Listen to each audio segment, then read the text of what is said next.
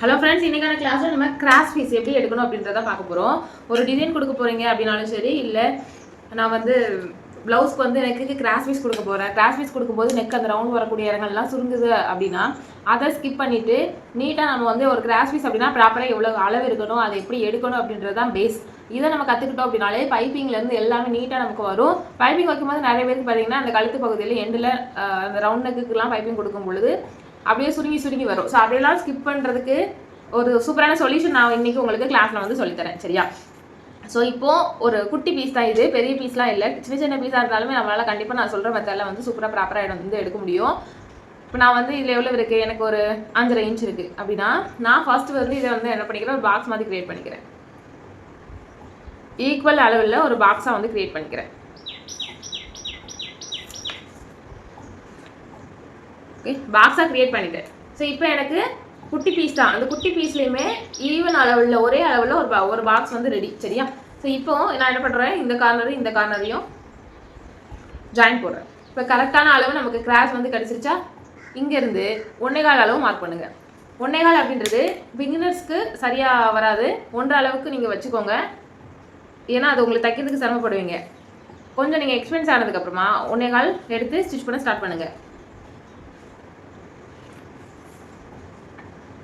இப்போ பாருங்கள், நமக்கு ப்ராப்பராக கிராஸ் பீஸ் வந்து கிடைக்கும். ஓகே, ஒரு கிராஸ் பீஸ்னால் நல்லா இந்த அளவுக்கு இழுக்கணும், சரியா? ஸோ இப்படி இருந்தால் தான் கிராஸ் பீஸ் வந்து நல்லா உங்களுக்கு கொடுக்கும், அதாவது இழுத்து கொடுக்கும். ஸோ அது இல்லாமல் கிராஸ் வந்து இப்படி எடுக்கிறீங்கன்னு வைங்களேன். ஸோ இதுவும் கிராஸ் தானே அப்படின்னு சொல்லிட்டு இதுவில் எடுக்கிறீங்கன்னு வைங்களேன், அந்த அளவுக்கு அது வந்து சரியாக வராது. பாருங்கள், இதில் ஒரு சுருக்கம் வருது, இதில் ஒரு சுருக்கம் வருது. இந்த 2 சுருக்கம் தான் உங்களுக்கு ப்ளவுஸில் பைப்பிங் வைக்கும்போது என்ன ஆகும் அப்படின்னா ஃபினிஷிங் சரியாக வராததுக்கான ரீசன், சரியா? பாருங்கள், ஆனால் இந்த கிராஸை நீங்கள் அளக்கும்போது ஒரே சுருக்கம் தான் வரும். இதில் பண்ணுற மாதிரி 2 சுருக்கங்கள் நமக்கு வராது. ஸோ இப்போ உங்களுக்கு வித்தியாசம் தெரிஞ்சிருக்கா?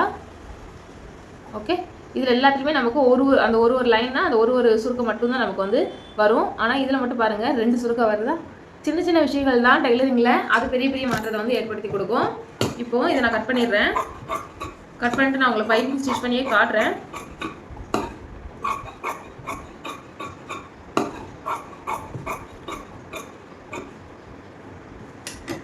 அதே மாதிரி கிராஸ் பீஸை அட்டாச் பண்ணும் பொழுதுமே இப்படி வச்சு அட்டாச் பண்ணாதீங்க.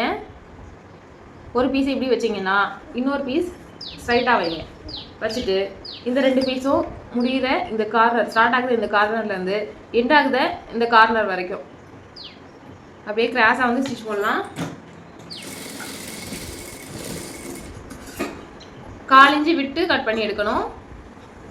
இந்த சைடில் எட்ஜஸ் இருக்கிறதெல்லாம் நீட்டாக கட் பண்ணி எடுத்துட்டிங்கன்னா பீஸை வந்து ஓப்பன் பண்ணும் பொழுது நமக்கு நீட்டாக வந்து அந்த நேர் பீஸ் வந்து கிடைக்கும், சரியா?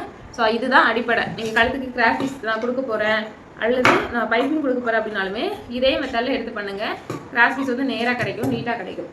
இப்போது இந்த பீஸ்க்கு நான் பைப்பிங் வச்சு காட்டுறேன். பைப்பிங் வைக்கும் பொழுது எப்போதுமே ஸ்டிச் வந்து இந்த அளவு தான் போடணும். இதை விட அதிகமாக போட்டோன்னா பைப்பிங் நம்மளால் வைக்க முடியாது. 2 கோடு அளவு அப்படின்னு வச்சுக்கலாம். பைப்பிங் வைக்கும்போது கண்டிப்பாக இழுக்கக்கூடாது. நீங்கள் இழுத்து ஸ்டிச் பண்ணிங்கன்னா அந்த இடம் ஃபினிஷிங் சரியாக வராது. ஸோ ஸ்டார்டிங்கில் கொஞ்சமாக நம்ம வந்து இந்த மாதிரி 1/4 இன்ச்சு விட்டுட்டு ஸ்டார்ட் பண்ணியிருக்கோம். இப்போது என்ன பண்ணணும்னா இதை பைப்பிங் வைக்கிறதுக்கு எந்த அளவுக்கு பண்ணுவோமோ அதே அளவுக்கு மடக்கி விட்டுட்டு தான் இந்த பீஸை வந்து பண்ணணும். ஸோ இதையுமே கொஞ்சமாக விட்டு கட் பண்ணி அப்படியே அழகாக ஃபோல்ட் பண்ணிடலாம். ஃபோல்ட் பண்ணிவிட்டு அவ்வளோதான், ஸ்டிச் பண்ணிட்டேன். பாருங்கள், இந்த இடத்துல பாருங்கள், இங்கே வந்து பைப்பிங் வைக்கிறதுக்கு ஏற்ற மாதிரி நான் இங்கே வந்து மடிச்சுட்டு அதுக்கப்புறமா வந்து ஃபோல்ட் பண்ணிட்டேன். ஏன்னா இப்போ நம்ம திருப்பி அடிச்சுட்டு வரும்போது என்ன ஆகும்னா இந்த இடம் அப்போ தான் ஃபினிஷிங் நமக்கு கரெக்டாக இந்த இடத்துல கிடைக்கும், சரியா? இந்த பீஸில் லைட்டாக நான் இப்போ கட் பண்ணிடுவேன். கட் பண்ணிட்டோன்னா நீட்டாக நமக்கு உள்ளே திருப்பி கிடைக்கும், சரியா? உள்ளே திருப்புறதுக்கு முன்னாடி ஒரு விஷயத்தை நம்ம நோட் பண்ணணும். இங்கே பாருங்கள்,